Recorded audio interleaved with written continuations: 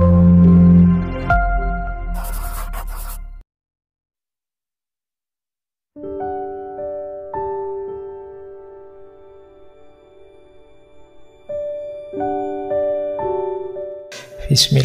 tema malam hari ini itu tema retorika modern, retorika baru. Tokohnya Kenneth Burke. Beliau ini kritikus sastra sebenarnya dari Amerika. Cuma punya banyak gagasan-gagasan sehubungan dengan retorika dan bahasa. Kita lihat ya, ini melengkapi teori-teori sebelumnya. Saya tidak mengulang yang kemarin-kemarin, jadi materi bulan ini itu sebenarnya satu paket. Yang sudah disampaikan sebelumnya tidak saya sampaikan lagi. Tidak ada saling pertentangan, yang ada saling melengkapi. Jadi jadikan satu 4 tokoh yang kalian kaji di bulan ini akan lengkap pandangan dan wawasan tentang retorika. Baik, kita mulai ya. Bismillah, karena malam hari ini janjinya ada tanya jawab. Yuk kalian boleh siap-siap nyari pertanyaan. Meskipun jangan tanya yang saya tidak bisa jawab. Kalau nanti tidak bisa jawab ya saya jawab, saya tidak bisa, gitu aja ya. Tidak apa-apa. Baik, kita mulai. Ini salah satu quote yang sangat terkenal dari beliau tentang retorika dan persuasi. Dimanapun ada persuasi, di sana ada retorika. Dan dimanapun ada retorika, di sana ada makna. Ini sebenarnya kalau dilanjutkan, dan yang kita sebut makna, itu adalah bagaimana cara kita memahami, cara kita menempelkan signifikasi pada apapun di sekeliling kita. Itulah makna. Makna inilah nanti yang kita yakini, kita sebut sebagai kebenaran. Ketika kita ingin mengajak orang lain untuk mengikuti kebenaran kita, itu nanti nama lainnya adalah persuasi. Teknik persuasi yang baik, itulah namanya retorika. Jadi jangan asal menyampaikan, harus pinter berretorika biar sukses. Kita mengajak orang lain dalam kebaikan dan kebenaran. Teori-teorinya kemarin banyak sudah. Jadi kapanpun ada persuasi, di sana ada retorika. Kapanpun ada retorika, di sana ada makna. Isinya retorika itu makna. Tujuannya retorika itu persuasi, ngajak orang lain. Oke, kuncinya di situ. Nah, retorikanya Kenneth Burke ini sering disebut sebagai retorika baru, yang berbeda dengan retorika yang lama. Yang menurut beliau, menurut Kenneth Burke ini baru itu bukan berarti menghapus yang lama, tapi melengkapi yang lama. Jadi teori-teori yang kemarin kita sampaikan di minggu-minggu lalu sekarang dilengkapi. Cuma kelengkapannya tidak pada teknisnya, tidak pada asumsi filosofisnya. Kenneth Burke ini lebih melihat hal-hal yang kemarin terlewatkan dalam retorika. Dan ini nanti ada beberapa teori yang mungkin menarik, yang berbeda sama sekali dengan yang kemarin dijelaskan oleh Aristoteles, Cicero, dan kawan-kawan. Jadi yang baru ini ada unsur-unsur yang lain. Jadi nanti berhubungan dengan hakikat kita sebagai manusia. Tidak sekedar yang menyampaikan kebenaran, tapi juga yang bergumul dengan kenyataan. Termasuk nanti tentang bahasa, tentang simbol, dan lain sebagainya. Inilah yang dimaksud sebagai retorika baru. Yuk, kita lanjutkan. Ini agak cepat biar waktu tanya jawabnya bisa panjang. Terus teorinya Kenneth Burke yang sangat terkenal, yang merupakan retorika baru, itu namanya dramatisme. Jadi ini istilah beliau dan memang terkenal sekali teori dramatismenya Kenneth Burke ini. Teori dramatisme itu melihat bahwa tindakan manusia, perilaku manusia itu hakikatnya adalah perilaku drama. Hidup kita ini seperti orang main drama. Persis kayak lagu itu loh. Dunia ini panggung sandiwara. Jadi drama itu kan kita pahami, saya itu castingnya apa, mainnya bagaimana, punya tujuan apa, ingin menampilkan diri sebagai apa. Kemudian simbol-simbol yang harus saya pakai demi suksesnya peranku ini apa. Kita kan begitu.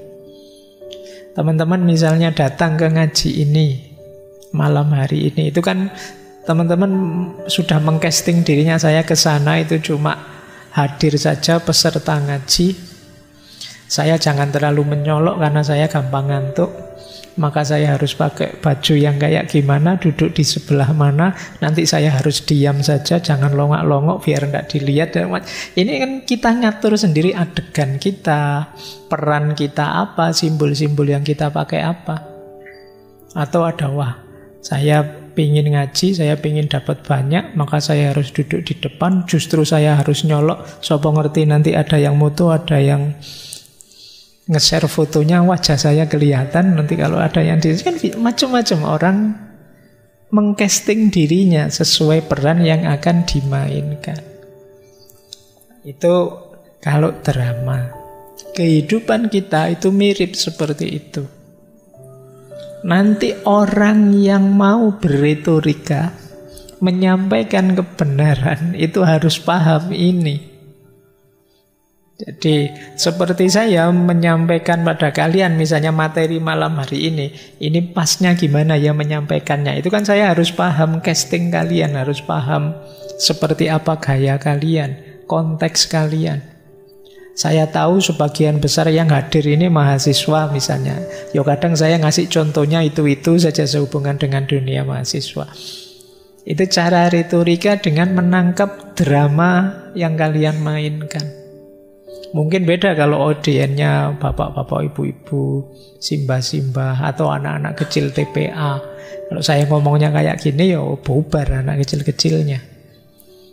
Jadi penting memahami hidup ini sebagai drama. Kalau versinya Kenneth Burke, drama itu kenapa pakai drama? Alasan dia yang pertama, kita ini kan tiap hari berdialog, berinteraksi dengan orang, dan masing-masing berinteraksi dengan perannya sendiri-sendiri.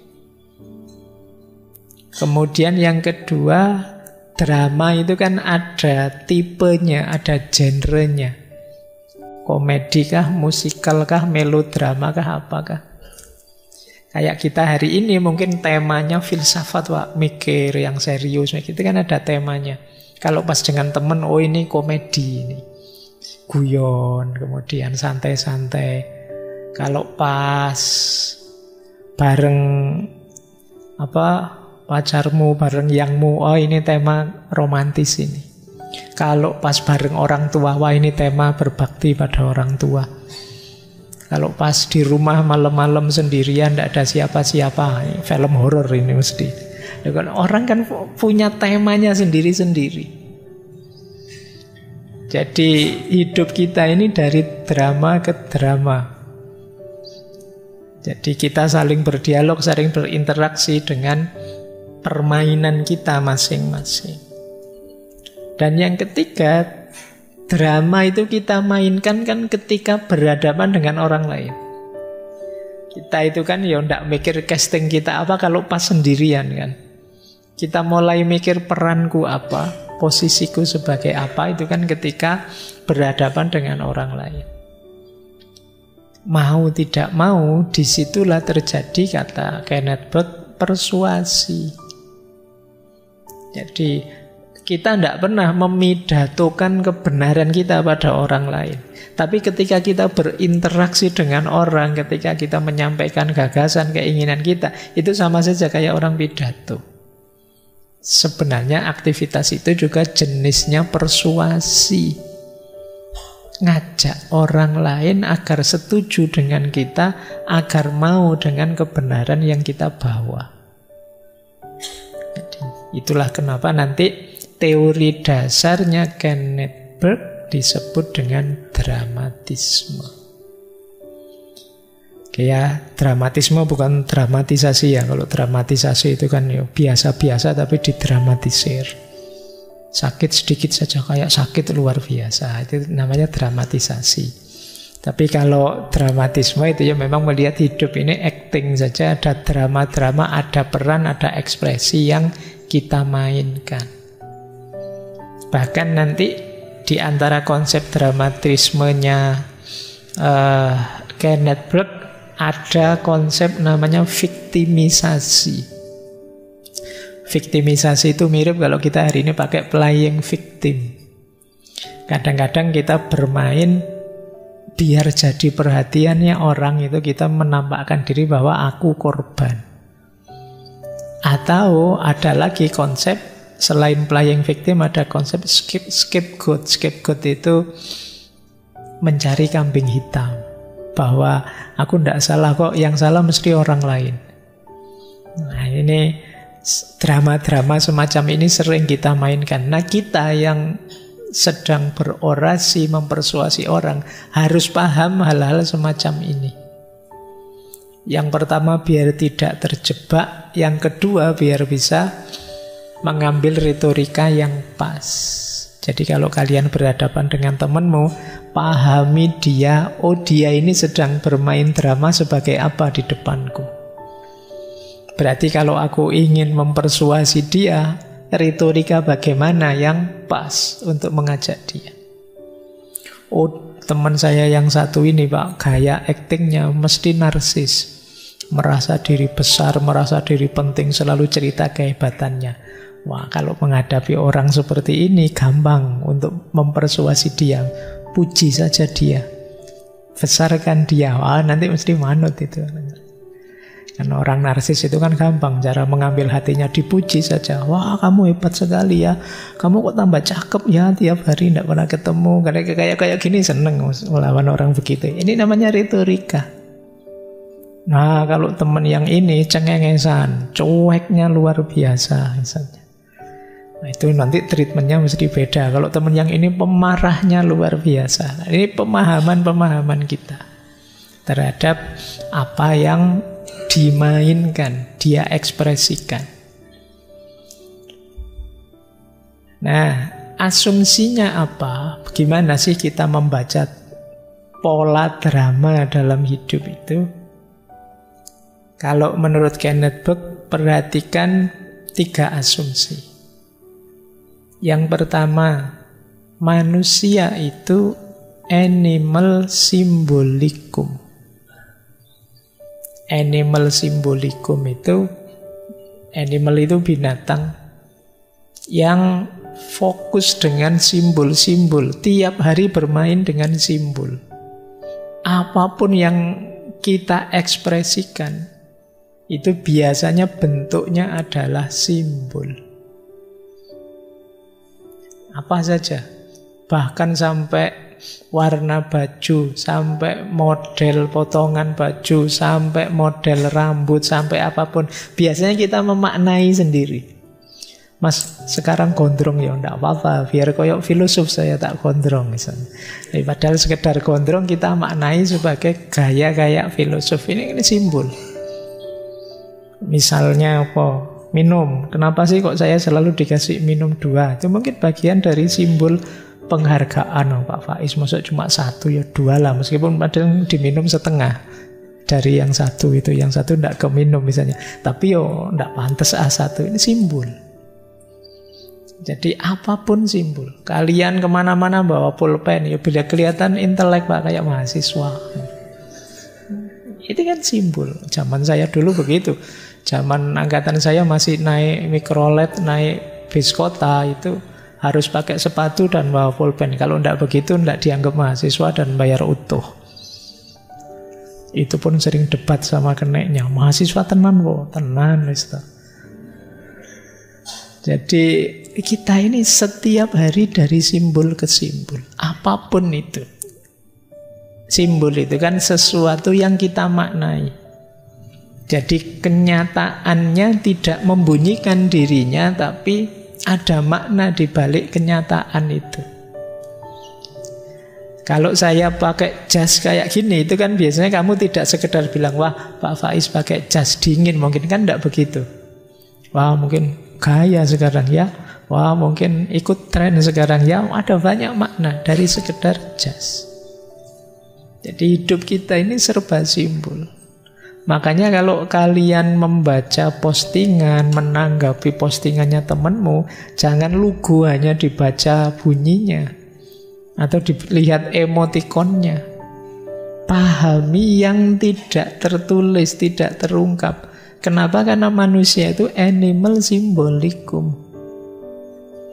Ya bunyinya sih kamu sudah makan, tapi di balik itu mungkin ada makna lebih jauh. Mungkin dia penuh perhatian, mungkin dia naksir kamu, mungkin dia macam-macam. Jadi manusia adalah animal symbolikum. Jadi seperti drama tadi, ketika temanmu, orang-orang sekelilingmu mengekspresikan sesuatu, ya jangan hanya lugu dibaca. Kalau ketawa berarti dia ketawa, kalau nangis berarti dia sedih. Tidak selalu begitu, maknanya bisa macam-macam. Tertawa itu bisa ketawa gembira, bisa ketawa stres, putus asa. Kadang kamu kan ya ketawa, wis itu kan ya ketawa. Bisa ketawa sinis, bisa ketawa putus asa, loh sama-sama tertawa. Jadi maknanya bisa banyak. Itulah animal symbolikum. Jadi kalau kalian merespon seseorang, ekspresi-ekspresi dirinya, kalimatnya, pernyataannya, atau gesturnya, pahami maknanya, tidak sekedar faktanya. Kenapa? Karena manusia itu animal symbolikum. Nah, di antara simbol-simbol yang biasa dipakai oleh manusia adalah bahasa. Jadi bahasa juga bagian dari simbol. Tidak ada manusia yang tidak berbahasa. Keistimewaannya manusia dibandingkan binatang-binatang atau makhluk selain manusia itu bahasa. Jadi kita berpikir ya bahasa. Kalau kata Heidegger, bahasa itu house of being, rumahnya ada.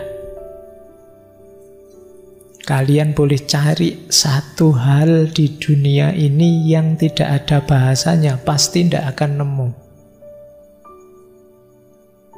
Boleh, ayo cari satu hal, sebutkan pada saya yang tidak ada bahasanya. Cinta, Pak. Ayo kamu sebut cinta berarti ada bahasanya. Gaib, Pak. Ayo kamu sebut gaib, kan ada istilahnya, bahasanya. Begitu kamu bisa menyebut berarti ada bahasanya. Dia adalah wadahnya segala keberadaan, itu bahasa.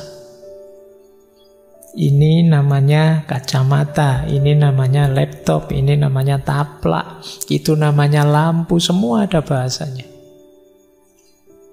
Kalau ada yang kita tidak bisa membunyikan bahasanya, kemungkinan kita tidak paham atau tidak tahu sebelumnya. Berarti tidak masuk di dunia kita, wong kita tidak paham, kita tidak tahu. Jadi manusia itu animal symbolikum, yang diantara simbol-simbol tadi ya bahasa. Berarti memahami bahasa pun ya sifatnya simbolik, tidak lugu. Bunyinya apa, maknanya apa, tidak selalu begitu. Selalu ada kalimatnya begini sih, tapi tidak tahu rujukannya kemana. Bisa saja kalimatnya memuji, tapi sebenarnya itu menyindir. Bisa saja kalimatnya merendahkan, tapi sebenarnya itu bergurau saja. Jadi itulah dunia manusia.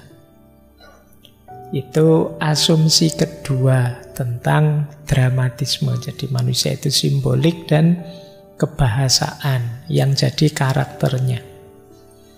Yang ketiga, manusia itu punya kuasa memilih. Ini yang agak berbeda ya dengan makhluk yang lain. Manusia itu bisa milih. Saya bisa ini, bisa itu. Itu pilihan. Ada banyak alternatif, ada banyak pertimbangan sebelum saya memutuskan, dan dalam kuasa saya untuk memutuskan ini atau memutuskan itu. Malam hari ini saya hadir ngaji atau tidak, itu kan pilihan. Saya hadir juga bisa, tidak hadir juga bisa. Terus saya memilih hadir. Itu manusia itu punya kuasa milih. Berarti apa? Ketika manusia itu punya kuasa milih, kita tidak bisa secara semena-mena menganggap sama saja pilihannya semua orang, apalagi setiap orang itu hidupnya punya makna dan punya simbol sendiri-sendiri.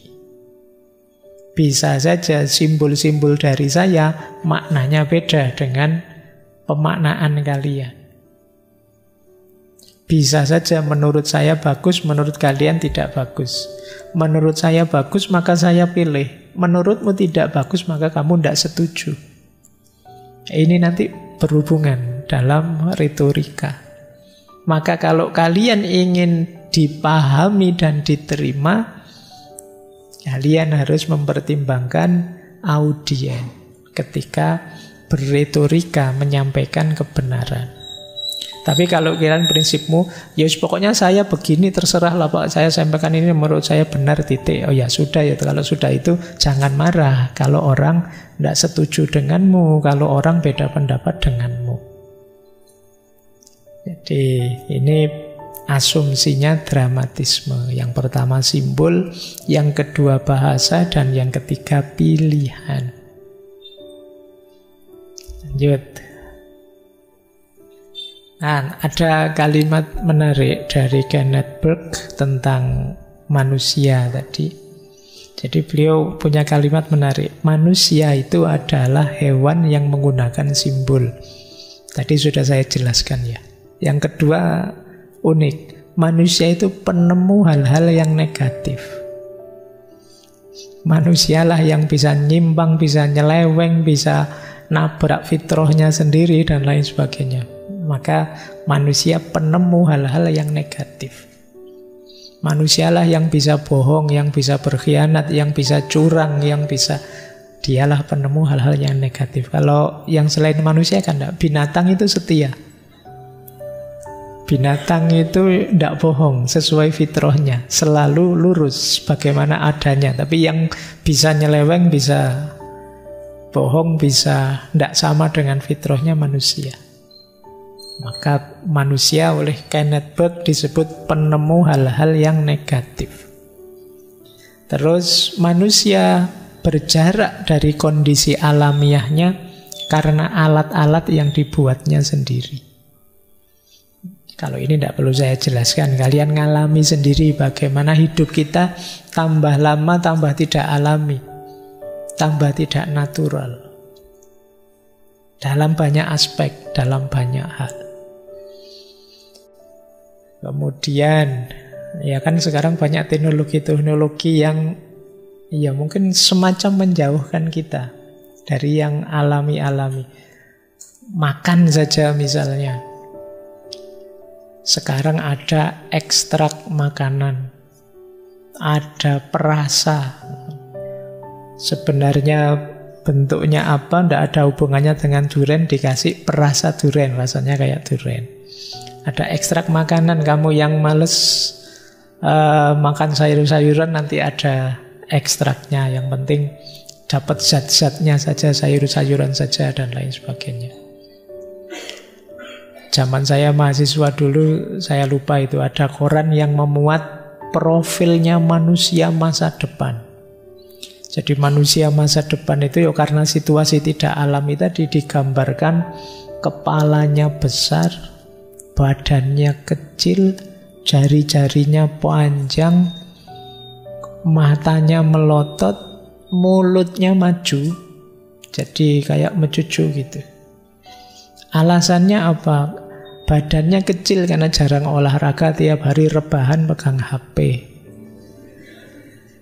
Jari-jarinya panjang, kamu tiap hari tutul-tutul gini kan, jadi drijimu panjang. Yang beraktivitas cuma jarinya. Terus matamu melotot, gimana nggak melotot? Tiap hari kamu mendeliki laptop, melotot di hadapan, jadi matamu terbiasa melotot. Nanti digambarkan juga dadanya besar, tapi perutnya kecil, malah tidak gendut. Dadanya besar karena tiap hari kamu menghirup polusi. Jadi akhirnya kapasitasmu, paru-parumu menggelembung, dadamu jadi besar. Perutmu kecil karena mungkin besok kamu makanan-makanan banyak kimianya terkontaminasi ini itu, akhirnya yuk kamu makannya sedikit, bahkan model ekstrak tadi. Jadi mungkin besok kamu sarapan itu tidak perlu capek-capek beli pecel, beli soto. Ada pil rasa pecel yang bisa bikin kenyang langsung. Jadi tiap hari kamu minum pil satu itu kayak sarapan, nanti siang satu lagi. Jadi makanya mulutnya jadi mencucu. Gunanya cuma untuk muntal pil saja untuk tiap itu. Jadi profil manusia masa depan. Matamu melotot, dadamu besar kebanyakan polusi, mulutnya mencucu karena jarang dipakai beraktivitas, gigimu hancur karena tiap hari kena zat kimia macam-macam, jari-jarimu panjang karena hanya itu yang beraktivitas. Dan itu kita di masa depan. Itu contoh ya, kita tambah lama tambah jauh dari yang alami-alami. Kamu mungkin semakin lama semakin tidak sadar indahnya sinar bulan karena tiap hari kamu ketemu sinar lampu kalau malam.